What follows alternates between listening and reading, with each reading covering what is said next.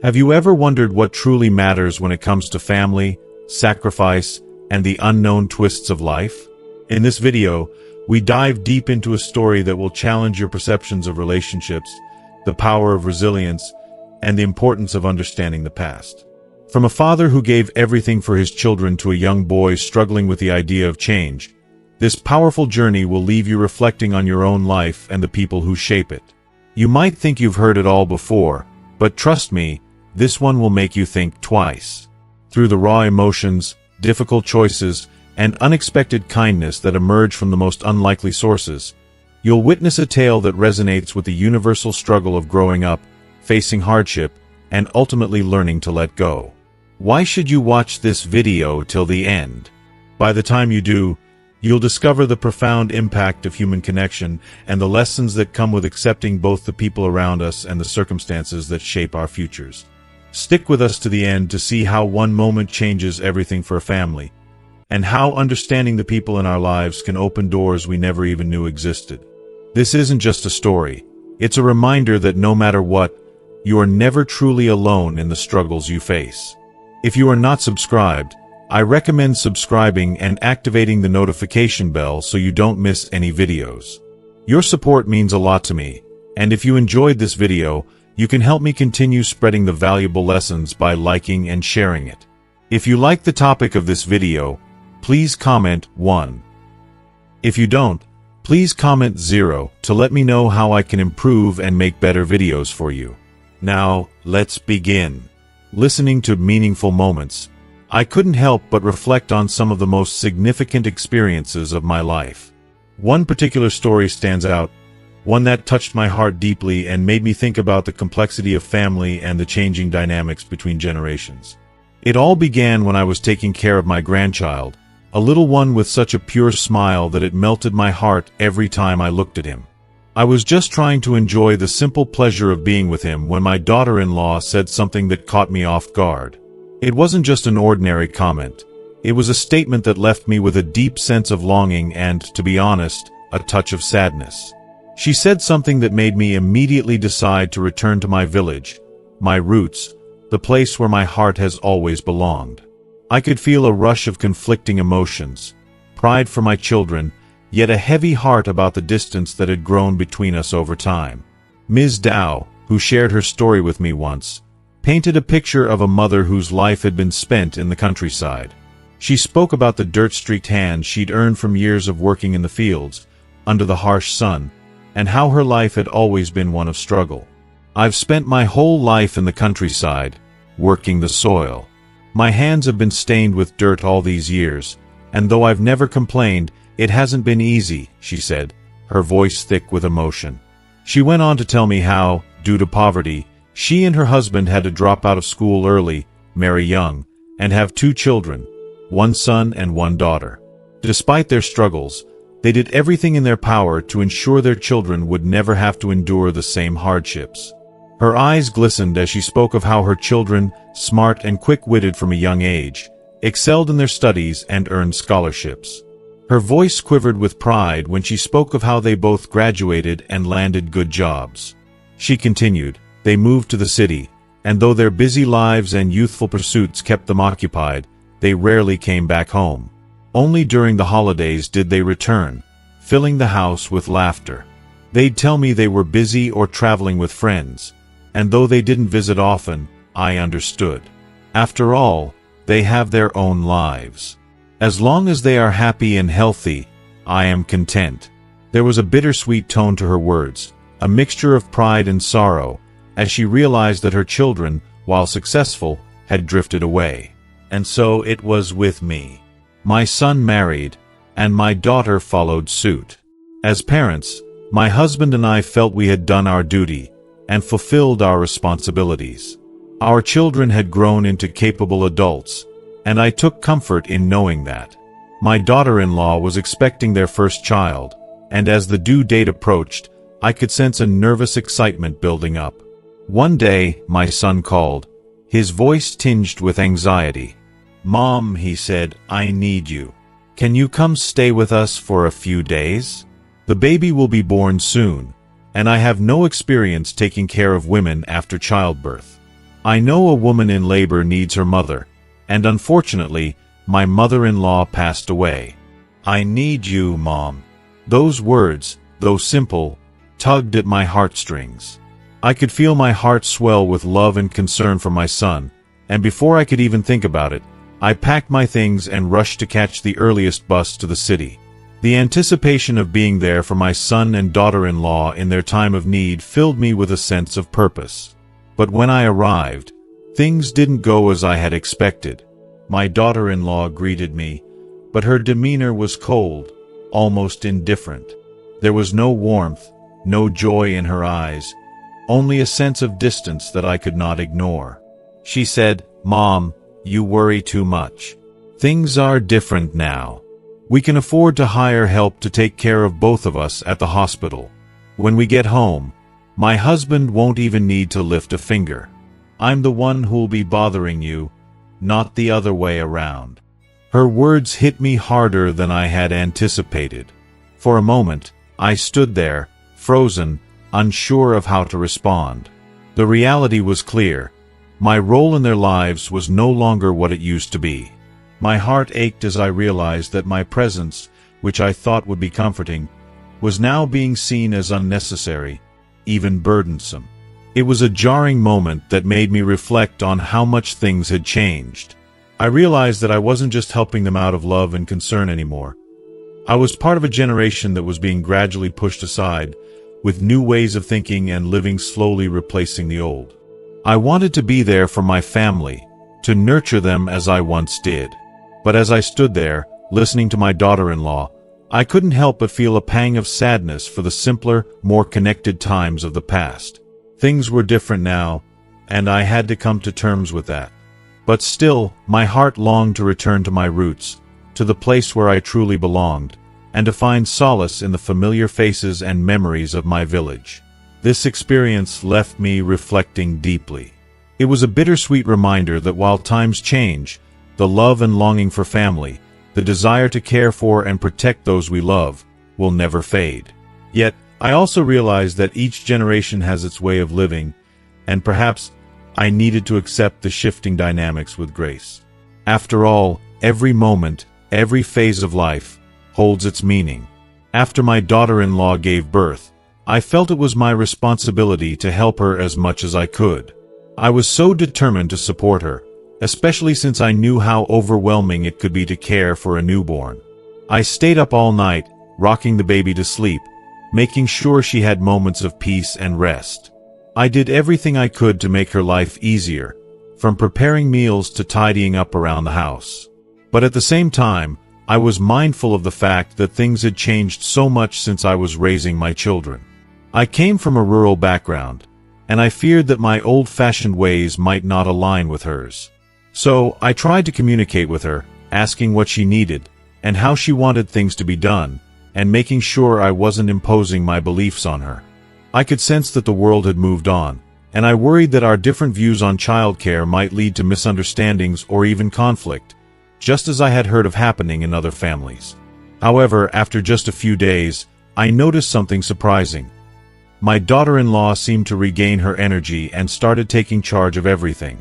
She cooked, took care of the baby, washed the bottles, and did everything as if nothing had changed.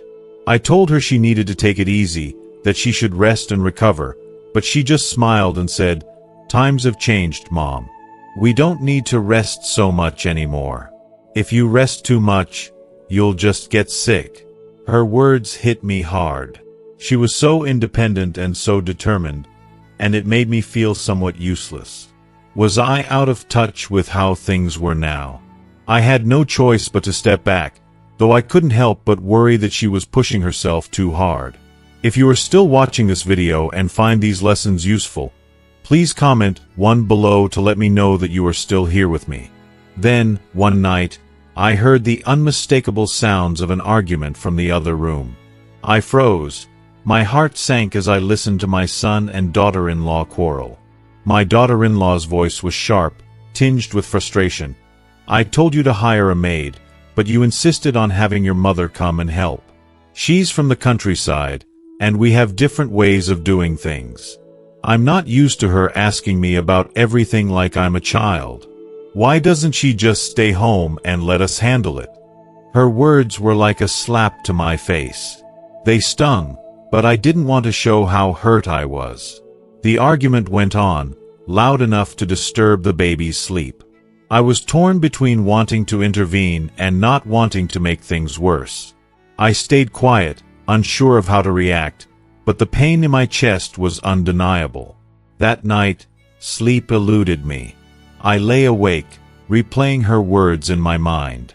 It became clear to me then, despite our lack of any serious conflicts, my daughter-in-law wasn't comfortable living with me.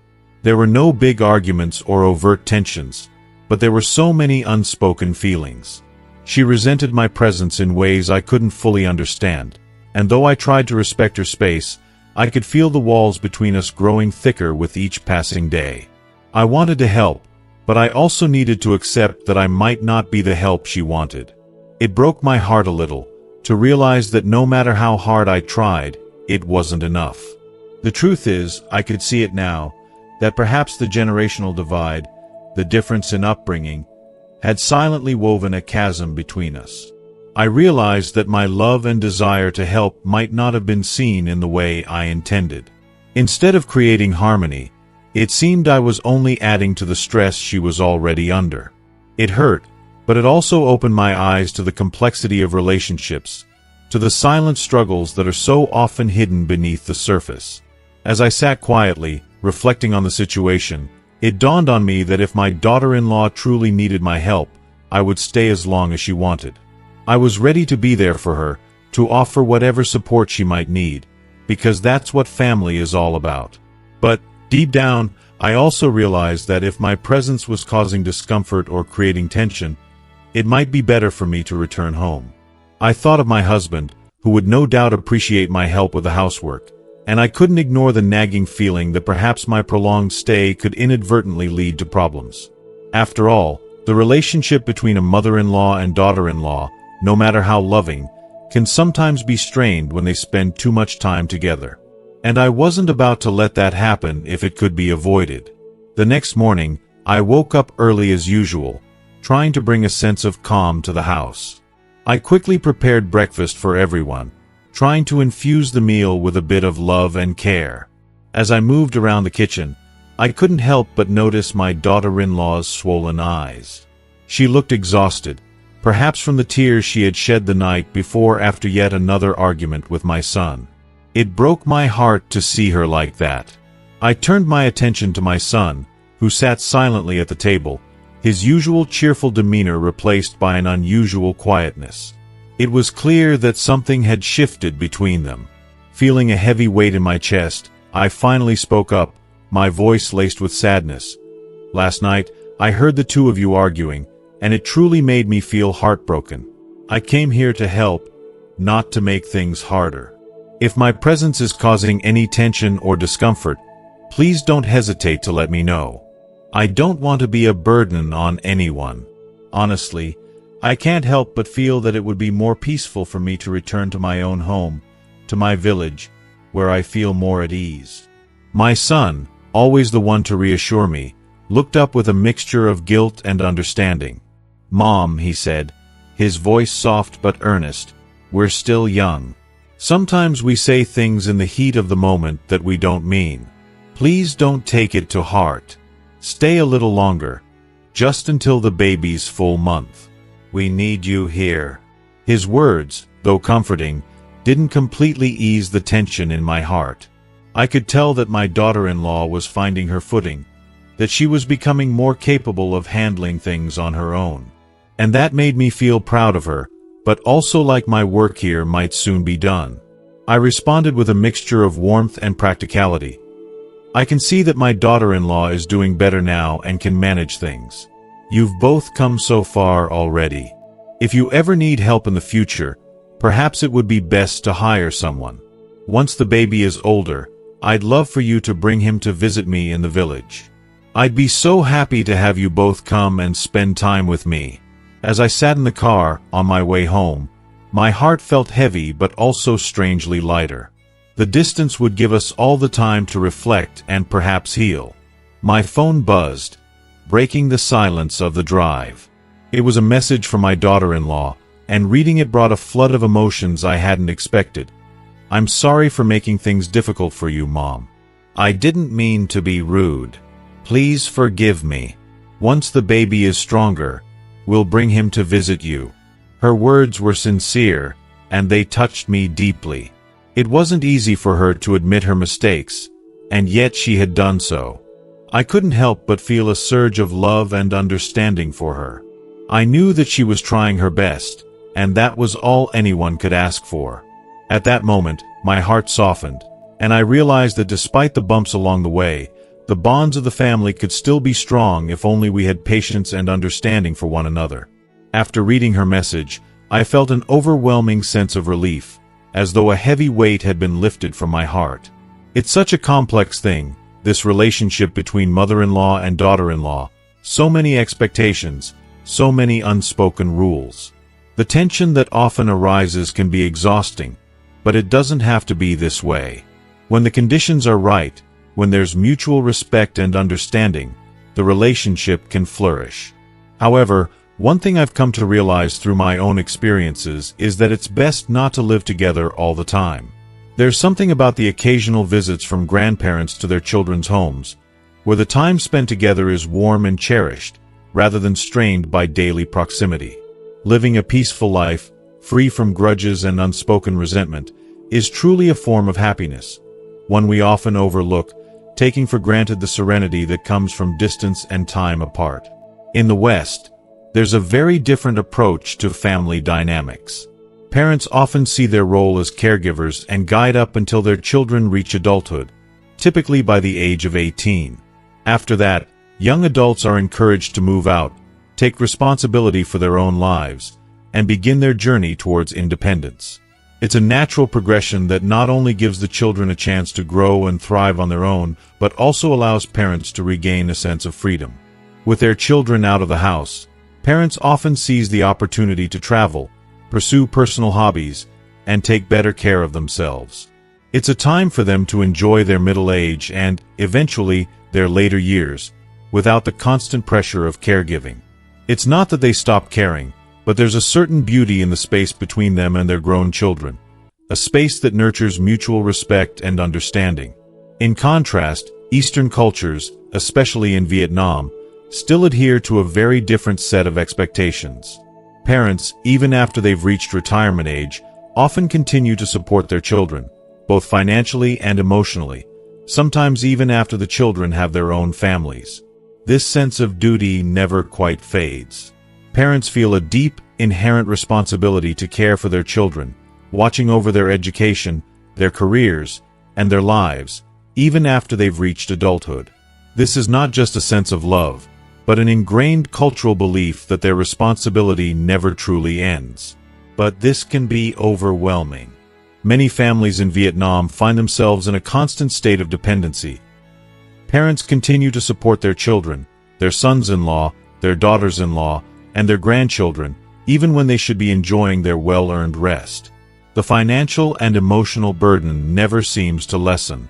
Meanwhile, the children, now adults, often take this support for granted, failing to show the level of gratitude or responsibility expected. This can create a toxic cycle of dependency and resentment, where no one feels fully free. And then there's the tension between sons-in-law, daughters-in-law, and their in-laws. While we may share a household with our children, can we expect harmony with our sons-in-law or daughters-in-law? It's a delicate balance. It's not that we fear our children will be ungrateful. It's the fear that the influence of their partners may change them. Over time, this can lead to friction, misunderstandings, and deep-rooted conflicts that seem impossible to resolve. In situations like these, I firmly believe it's better to avoid conflict altogether.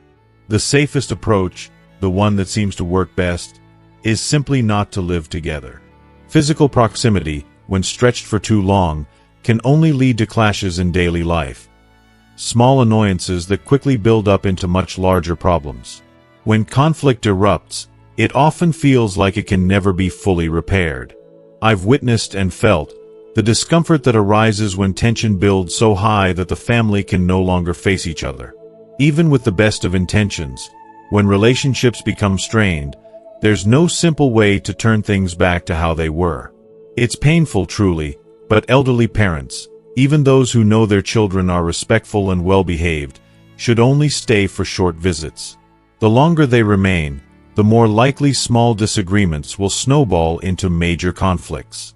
Once these tensions go unresolved, it can create an atmosphere of resentment that is difficult to shake. New arguments and grudges form, and before you know it, the entire family dynamic is affected. This is something I deeply regret witnessing in many families, and it's not the outcome anyone desires. So, when it comes to family, sometimes the best thing to do is give everyone the space to breathe and to live their lives independently. It's not about avoiding love or care, but rather understanding that peace and harmony often flourish when there's a healthy distance between us, even if that means only seeing each other occasionally. The second biggest regret of my life, a regret that weighs heavily on my heart, is selling our home to move to the city. This deeply personal reflection comes from Mr. Nguyen Van Du, a 69-year-old man from Ton Hoa. He shared his sorrowful experience, one that has shaped his entire life. Along with his wife, he decided to sell their beloved house in Ton Hoa and move to Hanoi to live with their children. A decision that, in hindsight, he deeply regrets. Mr. Du, a middle school teacher in Ton Hoa for many years, and his wife raised 2 sons, both of whom went on to study in Hanoi. After completing their studies, the sons settled in the capital, never returning home to live with their aging parents. Both sons found stable jobs, yet their salaries were modest, just enough to cover the high costs of living in Hanoi. There was no question of them being able to afford a home for their parents or offering any help. Around 10 years ago, when Mr. and Mrs. Du reached retirement age, they had saved up a modest sum of a few $100 million dong. With this money, they made the bold decision to purchase a plot of land on the outskirts of Hanoi, hoping to give their children a place to call their own, an alternative to the high rent prices in the city.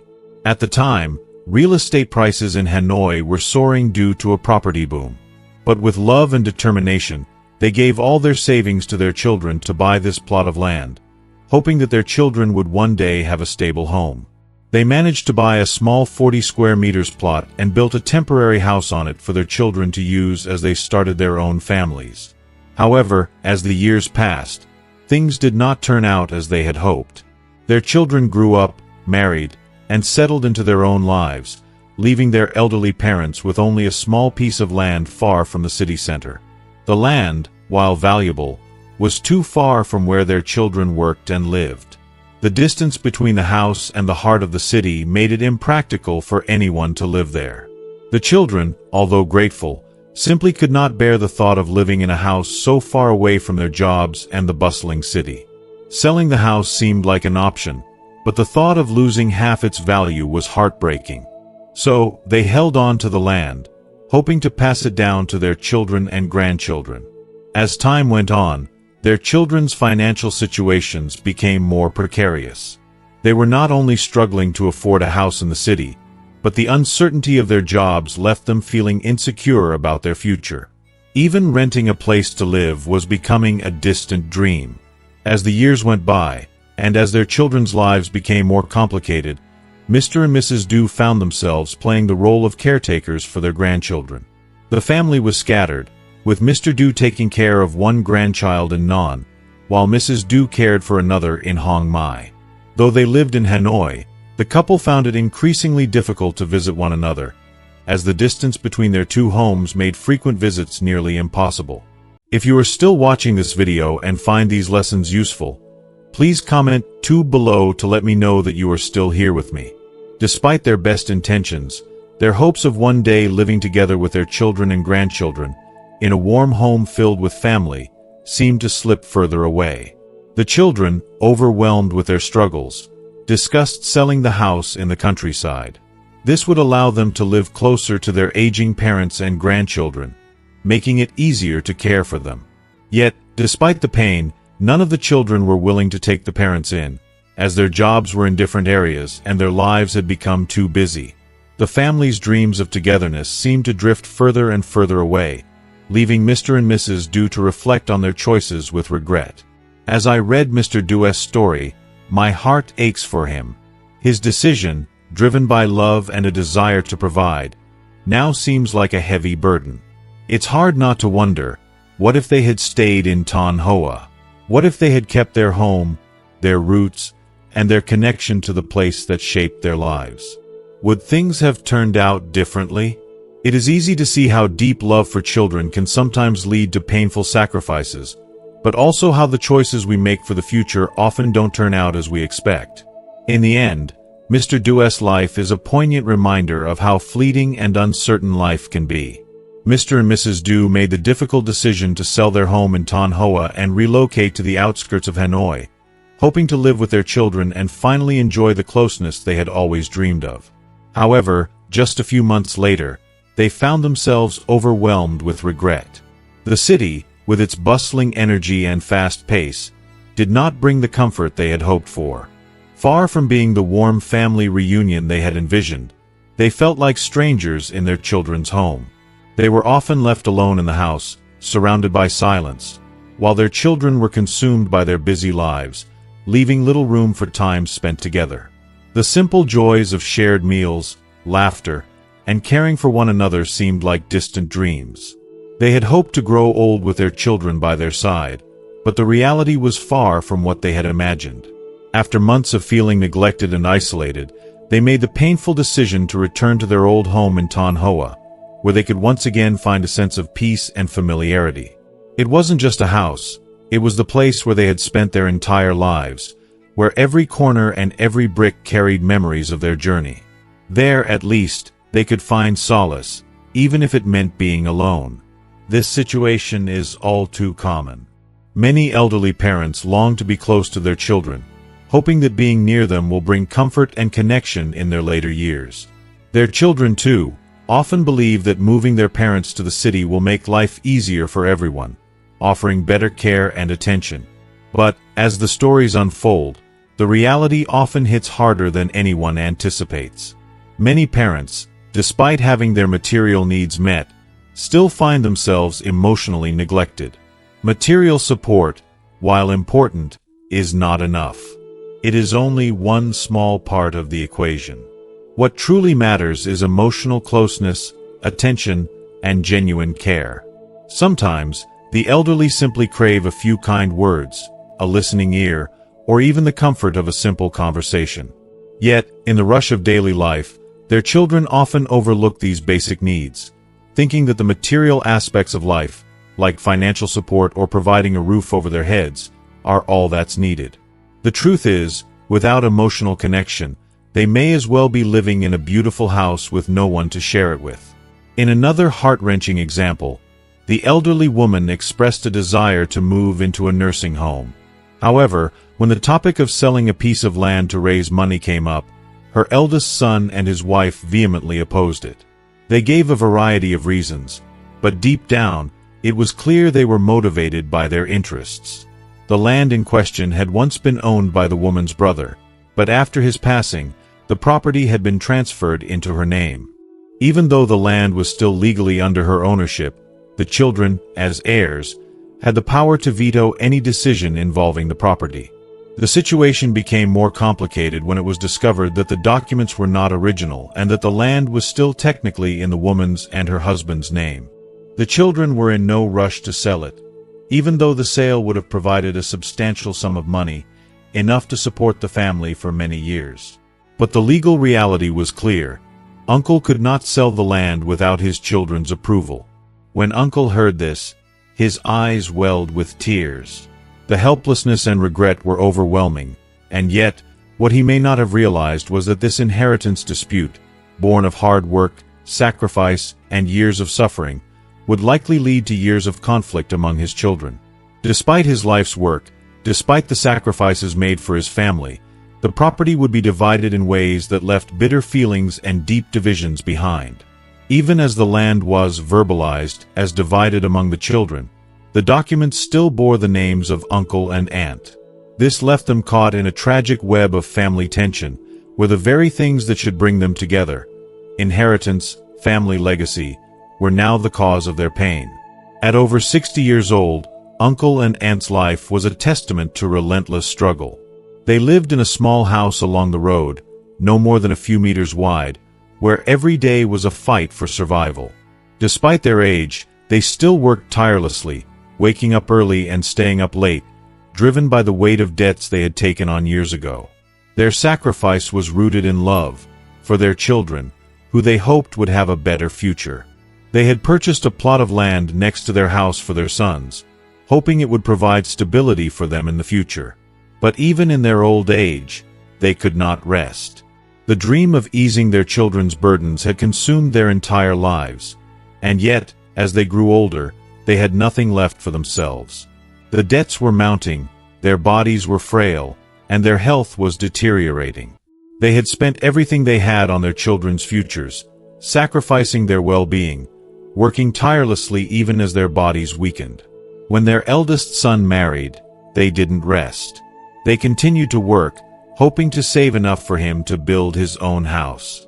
They believed that once their son was settled, they could finally relax.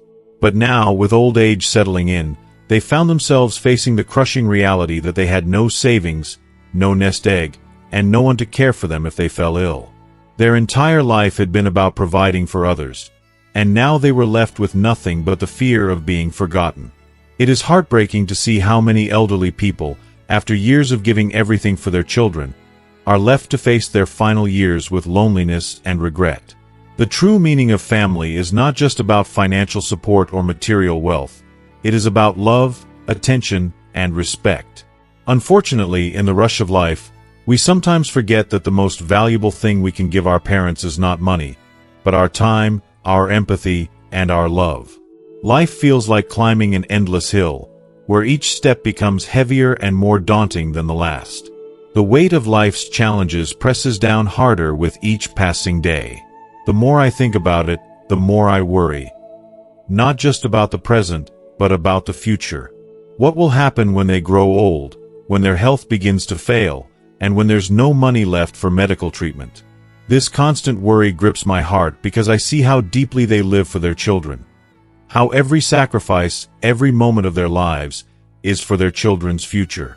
But when the debts are finally paid off, will it matter? What will they have left to enjoy in their old age? Can they even savor life when their bodies grow weak and their resources have dwindled? They've poured everything into providing for us, and yet when they are frail and in need of care, who will be there to help them? I can't help but fear for them. They live with the hope that one of us will take care of them, but this hope is fragile, built on a promise that can so easily be broken. When they're sick, it's up to the children to decide what to do. Do we treat them or let them go? It's heartbreaking to think about, but I've heard it said, you can die for your children, as if that's a noble thing. Yes, parents may be the most selfless, loving people in the world, but I can't shake the deep, uncomfortable feeling that this kind of greatness comes at a steep price. It makes me shiver, questioning whether such greatness truly leads to happiness, or regrets. Then there's my older relative, a woman who once knew poverty like no one else. She bore the burden of 2 children, struggling to build a life in the harsh, unforgiving Southeast. She lived on scraps, surviving by sheer willpower, and over the years, she managed to scrape together a bit of land. Slowly, painfully, she worked to build something from nothing. Her children grew up, got married, and after decades of hard work, the only true wealth she had accumulated was 2 hectares of forest. But as time went on, she began to divide that land between her children, hoping it would provide for them, hoping they would thrive. But the land that was supposed to be their legacy became a battlefield. They fought and tore each other apart over something that should have been a blessing. I don't blame her son. He loved her, I know that. But over the years, as she aged and grew ill, her personality changed. She became difficult to care for, and perhaps out of frustration or exhaustion, her son distanced himself. The daughter-in-law, too, paid little attention. And when I think back to those years, I wonder, if only she had held onto a piece of the land for herself, if she had planned better for her future, Could she have avoided this? Could she have lived a more peaceful, comfortable life, with people around her to care for her? Instead, she's alone, living in a small hut in the corner of the very land she worked so hard to acquire. She was once so full of hope, so determined, but now, in the twilight of her years, she is forgotten, abandoned by the very people she sacrificed everything for. When I visited her, it was impossible not to feel the weight of her struggles. The sadness in her eyes spoke of a lifetime of toil, of dreams that never quite came to fruition. Her life was a series of compromises, and now, in her old age, she's left with nothing but the remains of a life that once held so much promise. I can't help but feel heartbroken for her. Her son, despite everything, did try to help, selling his portion of the land to pay off debts. But it wasn't enough to fix everything. It never is it? The land, which was once worth so little, is now worth billions. But it's all too late.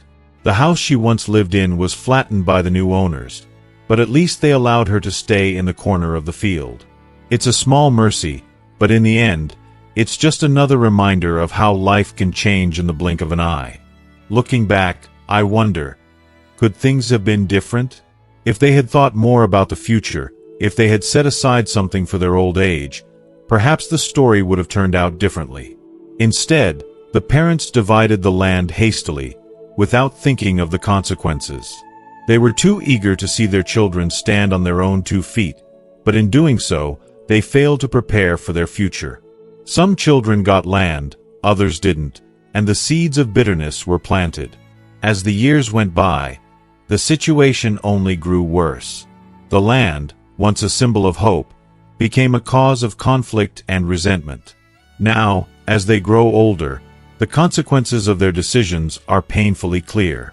The land they thought would secure their children's future has become a source of division, a wedge that drives them further apart.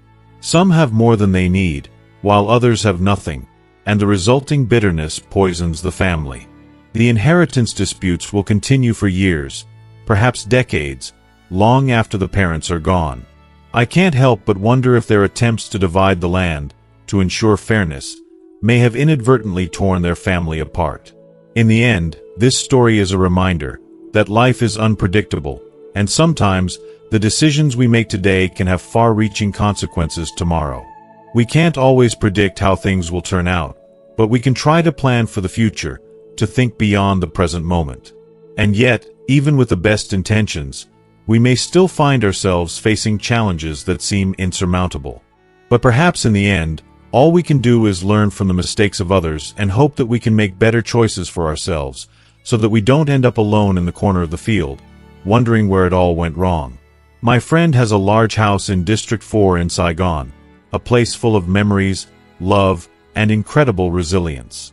Her family history is both moving and inspiring, starting with her parents, who had 12 children, 8 sons and 4 daughters. It was a tough life for them. Her father passed away when they were still young, and their mother, a woman of unparalleled strength, was left to raise them all on her own. Despite the hardship, she didn't let life's difficulties defeat her. With sheer determination, she built 18 rooms for rent, saving just 4 for her own family. This wasn't just an act of survival, it was a plan for the future. She knew the importance of securing a livelihood for her children, and through her wisdom, she laid the foundation for their futures. If you are still watching this video and find these lessons useful, please comment 3 below to let me know that you are still here with me. As the years went by, her children grew up, moved away, and embarked on their journeys. Some traveled to the United States for better opportunities, others worked relentlessly to buy homes of their own, and some remained in the same situation, struggling to make ends meet. But there was one son who stayed behind, the youngest, who dedicated himself to caring for their mother. This son never left her side, showing the true meaning of devotion. When their mother was still sharp, she made sure to leave a will that allocated 1 room to each child, a simple but significant act that spoke volumes about her foresight. The youngest son was entrusted with the responsibility of honoring their ancestors, a task that tied the family to their roots, to their history. The remaining rooms were kept for rent, bringing in a steady income. Even now, in her 90s, though her mind isn't as clear as it once was, their mother still enjoys a comfortable life. My friend, now in her 50s, looks back with deep appreciation at the wisdom her mother had in distributing the family's assets. It wasn't just a matter of money. It was about security, stability, and love. When I think about my friend's mother, I'm struck by her incredible foresight. From a young age, she understood how important it was to plan, to secure the future of her children. She built those 18 rental rooms with the same care and thoughtfulness with which she raised her children. Every decision she made was with the future in mind. As her children grew older, had families of their own, and faced their challenges, they came to realize just how fortunate they were to have those rooms. They could have easily faced poverty and uncertainty, but their mother's wisdom ensured that they would always have a place to call home. The rooms, though once humble, became their safety net, their refuge in times of need. The family knew that, after their mother's passing, they would sell the land and use the proceeds to build a proper burial place, a testament to the love and sacrifice she made for them. Her foresight didn't just provide her children with a stable home. It ensured that they would never have to worry about their mother's well-being or their futures. Now, as my friend's mother enters her 90s, though her memory falters at times, she remains surrounded by warmth and comfort. She may not need much anymore, but she has everything she could want: security, love, and the company of her children. Her family has taken on the responsibility of caring for her, with each child doing their part. Some are wealthy, others not so much, but what binds them is a deep love and respect for the woman who gave them everything. The family home, once a modest place, has become their sanctuary. Whenever they gather together, it feels like a haven, a place where the trials of life can be momentarily forgotten. And despite the wealthier children having their own lives and responsibilities, they never forget to care for their mother. They ensure she has everything she needs, whether it's a meal, companionship, or simply peace of mind. My friend often says that without her mother's foresight, she would have had no idea where to turn. There would have been no stable foundation, no sense of security. Yet thanks to her mother's wisdom, her family has been able to enjoy peace of mind, knowing that their mother's needs are always met. Even now, in her old age, her mother's life is a testament to what it means to love and care for others selflessly. Her children, despite their own lives and challenges, continue to honor her legacy by ensuring she lives out her final years in comfort and love. It's a beautiful reminder of how family, foresight, and sacrifice can create a lasting impact on future generations. Returning to the countryside to live has always been a thought that lingers in my mind. Yet every time I reflect on it, the images that come to mind are not those of a peaceful, welcoming place, but rather the humble, cramped houses of my parents in a small, poor village. A sense of heaviness fills me when I think about the future there, and deep down, I know that it doesn't offer the brightness I long for. The opportunities, the hopes, and the dreams I had once envisioned are all too distant, almost impossible to grasp in that place. And so, with a heavy heart, I chose to fight against the pull of that life. I chose to stay, to hold on and try to build something more for myself, to survive and adapt to the places where I once forged my career. It wasn't easy, but it felt necessary. Returning to my hometown wasn't an escape. It was more of a return to what was, to the roots that never truly left me. Even there, life was harsh. I raised a flock of chickens as a small venture, trying to make ends meet in the most humble way possible. But with that came fear, the fear of theft that haunted every step. My father, ever the protector, built a chicken coop right in front of the house, hoping it would serve as a deterrent. Every morning, I would watch as the chickens woke up, lining up in a row, walking past the brickyard that my father had carefully maintained, and making their way to the garden. It was almost like a ritual, predictable, calm, and reassuring in its repetition. But at the same time, it reminded me how fragile life was. In the evening, as the sun set, the chickens would return, walking through the same brickyard, passing over the familiar ground, always following the same path. My father would remind me daily to sweep the yard clean every morning. Do it so the chickens can walk freely, without any obstacles, he would say. It became a routine for me, though I never fully understood its significance until later.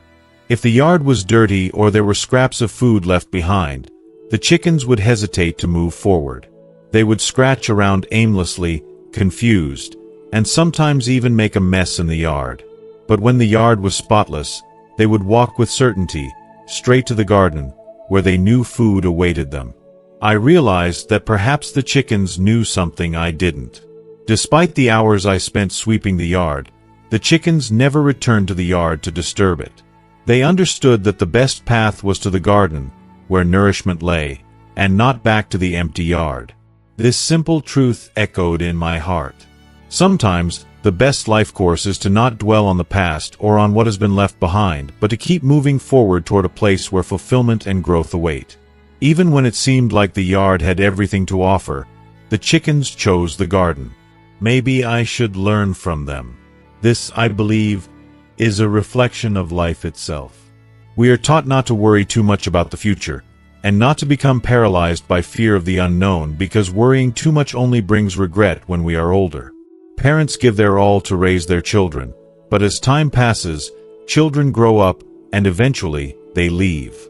It's a painful truth, yet it's one that no one can escape.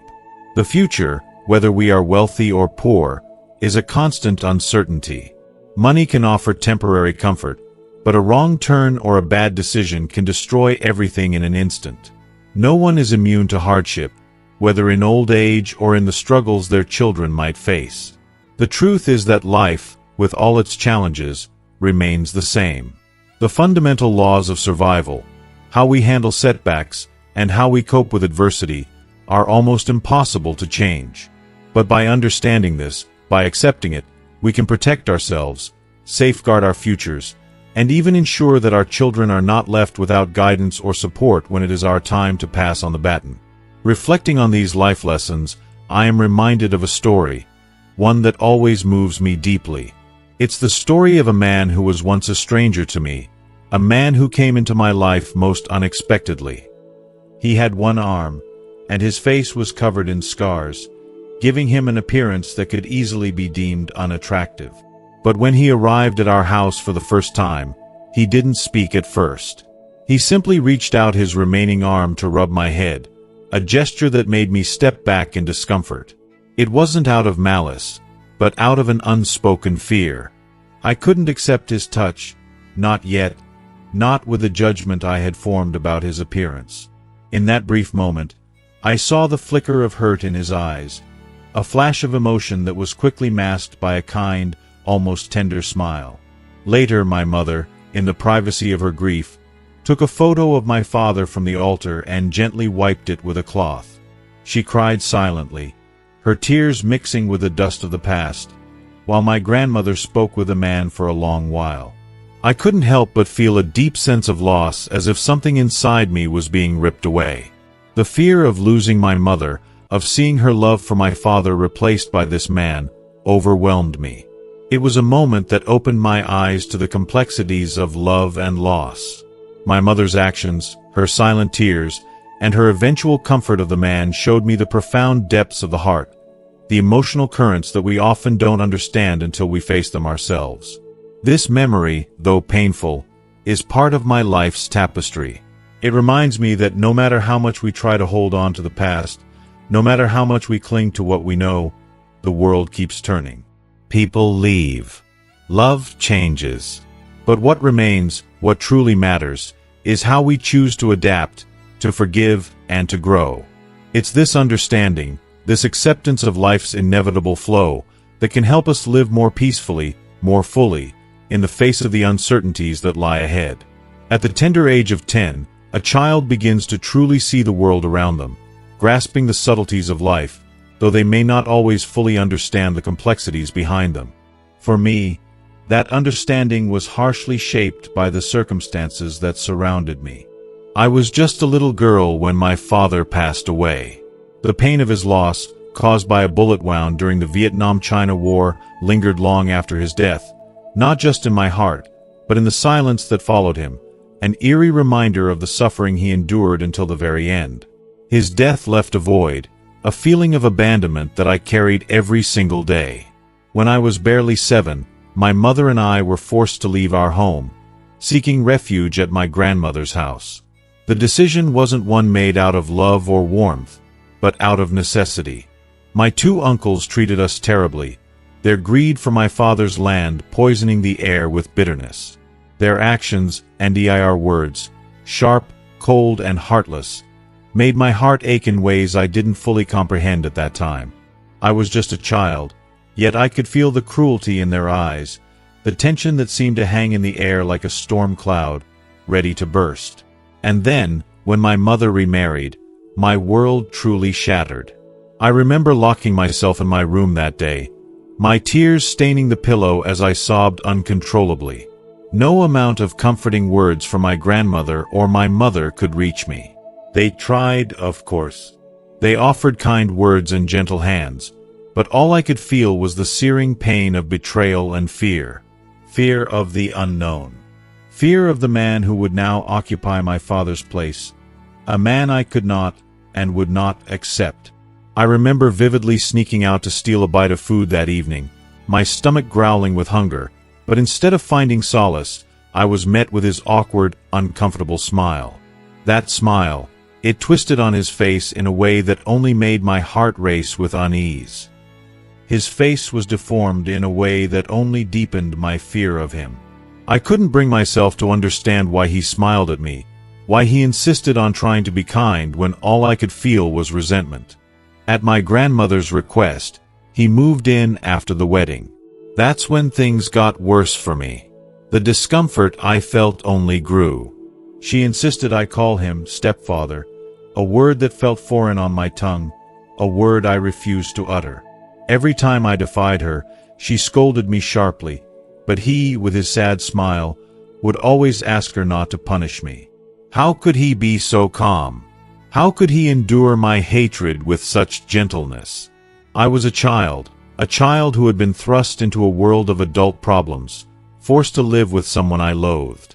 How could I share a space with someone I couldn't trust, especially when every day I saw him leaving my mother's room, his presence a reminder of how powerless I was. I was moved to sleep with my grandmother while he occupied my mother's room. It felt wrong. It felt like an intrusion on my childhood, an invasion of my family's private space. One night, I tried to sneak into my mother's room, hoping somehow I could drive him away and make him leave. But I was just a child. What could I possibly do? The night passed, and he ended up sleeping on the old bed in my grandmother's house, the very bed I had once slept on, the bed that no longer felt like a safe place. But I kept up my act, night after night, until one day, a boy from the village Hoa started spreading gossip, telling everyone I was too old to sleep in my mother's room. That was the breaking point for me. The judgment from the village stung, and I realized that I could no longer carry on my rebellion. Through it all, he never showed me anything but patience, even though I made it abundantly clear that I hated him. One evening, my mother bought him some wine, and he immediately left the table after a sip, his face showing signs of discomfort. Later, I overheard his voice. "It seems Min hates him a lot," he said, his tone filled with a sadness that made my heart ache in a way I didn't expect. The next day, while playing with a boy named Trung, he mentioned that my stepfather had asked about me, about how I was doing in school. I was stunned. Why would he care? Why did he want to make me feel like I wasn't alone? It was a small gesture, but it made me question everything I had believed. That night, we had fried fish for dinner, most likely from him going fishing earlier. My mother served me a piece, and for the first time, I didn't push it away. For the first time, I ate it without protest, silently accepting what was offered. My grandmother and mother exchanged looks as if they had been waiting for this moment. In their eyes, I could see a kind of quiet satisfaction, a relief that I had finally begun to soften. But then strange things started happening in the village. Mrs. Twen, who lived next door, began losing chickens. First 2, then several more. She cursed loudly, and the gossip spread like wildfire. I had always woken up in the middle of the night to go to the toilet, but now fear gripped me. I dared not leave the house at night, worried about what might happen. One evening, I saw him, sneaking out quietly, his movements so subtle that I barely noticed him. A thought flashed in my mind. Was he the one stealing the chickens? Was he the thief everyone was talking about? That night, a scream pierced the air from Mrs. Twen's house. I heard the sound of running footsteps, and my heart skipped a beat. I ran outside and saw him, his foot on the back of a thief, holding him down with his remaining hand, while the young men from the village tied the thief up. I stood there, frozen, my heart racing. All this time, I had thought the worst of him, but in that moment, I realized how wrong I had been. He had been trying, in his way, to protect us, to earn my trust. He didn't deserve the hatred I had held for so long. The events of that night, and the many others that followed, slowly changed my perception of him.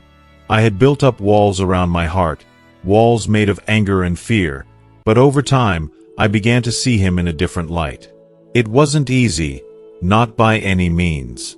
But slowly, ever so, I started to understand that maybe, just maybe, he wasn't the enemy. The thief was nothing more than a beggar, a poor, pitiful man who had come to ask for forgiveness. He was brought to our village, shackled and beaten, to face the consequences of his actions. Yet, despite his crimes, the villagers praised him as though he were some kind of hero. They spoke of his redemption, how he had repented and sought to atone for his wrongs. But in my eyes, there was nothing to celebrate. How could they praise someone who had stolen from us? To me, catching a thief was not a victory. It was simply the right thing to do. His repentance felt like a hollow gesture, something he had to do to escape punishment. I could never find it in myself to forgive him, no matter how much others tried to convince me of his sincerity. If you are still watching this video and find these lessons useful, please comment below to let me know that you are still here with me. However, despite my hatred, something began to change in me. That thief, that beggar who had once been nothing but a shadow in my life, became a constant presence in our home. From that day forward, I no longer feared thieves or even ghosts when he was around. There was something about his presence that, while unsettling, brought a strange sense of security. I didn't understand it at first, but it became undeniable.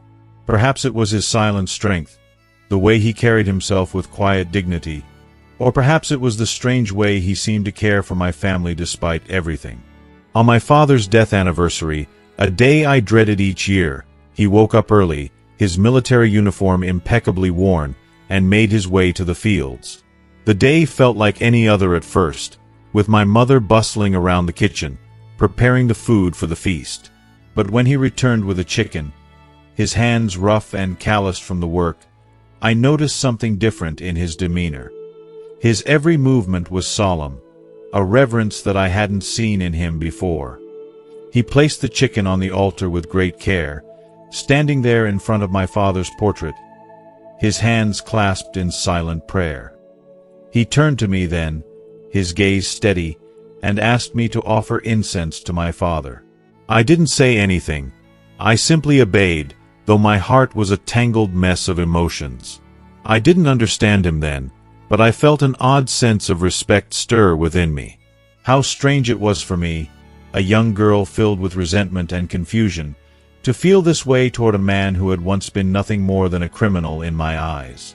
But in that moment, I realized something profound. He wasn't just the thief, the beggar, the stranger who had come into our lives.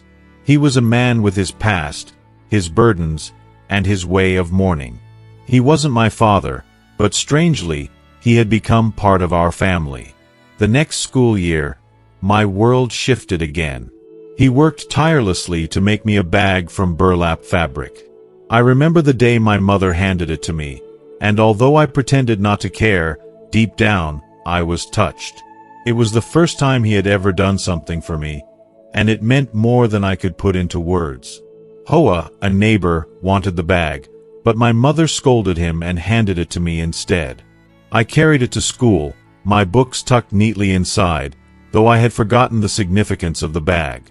At school, my friends admired it, and their attention made me feel awkward, as if I were somehow exposed and vulnerable. I wanted to deny that the bag came from him, but I couldn't bring myself to do so. During history class, the teacher spoke of a war hero from my village, a man who had fought bravely and lost one arm in the process. The teacher told us that this man had saved my father's life during the war. I couldn't control myself. I stood up, my voice trembling with emotion, and shouted, "That's a lie. My father told me the truth. It wasn't him." I ran out of the class, my heart pounding, not knowing whether I was angry at the teacher or myself. I couldn't accept what I had just heard, couldn't reconcile the image of the man who had saved my father with the man who had stolen from us, who had caused so much pain. That evening, I wandered around the dike, aimlessly, trying to make sense of the confusion in my heart. I didn't return home until the sun began to set, my mind a whirlwind of thoughts. It was then that I heard voices calling my name from behind the dike. It was my mother, the teacher, and him, still wearing his military uniform, smiling awkwardly as he always did. I stood there, frozen, a million questions swirling in my mind. Then, in a moment of clarity, something clicked inside me. I suddenly remembered that night at the altar, when my father's shadow had disappeared, leaving only him and my mother standing there, smiling, in front of my father's portrait. It was then that I understood, in the deepest part of my soul, that everything I had believed about this man had been wrong. He wasn't just the thief. He had been there for us in ways I had never seen. He had become a part of our family, whether I was ready to accept it or not. At that moment, my resentment melted away. I understood that he had done more for us than I could have ever imagined. And though I still didn't fully understand his past, I knew that in his way, he had found redemption. It wasn't through words or grand gestures, but through small, quiet acts of love and care that had slowly built a bridge between us. And as I stood there, watching him smile, I finally understood the true meaning of forgiveness. As we come to the end of this story, I hope you found something that resonates with you. It's a journey of forgiveness, understanding, and the unexpected ways people can change our lives. We've seen how, even in the most unlikely circumstances, people can show love, redemption, and strength. So, what have you learned so far? I invite you to reflect and share one thing you've learned from this story. Something that you can bring into your own life, something that will inspire you to look at others with a kinder, more compassionate perspective. Drop your thoughts in the comments below. And if you like this video, please don't forget to leave your comment, give it a thumbs up, and share it with your friends. Also, make sure to subscribe to our YouTube channel so you never miss an update. Thank you for watching, and see you in the next video.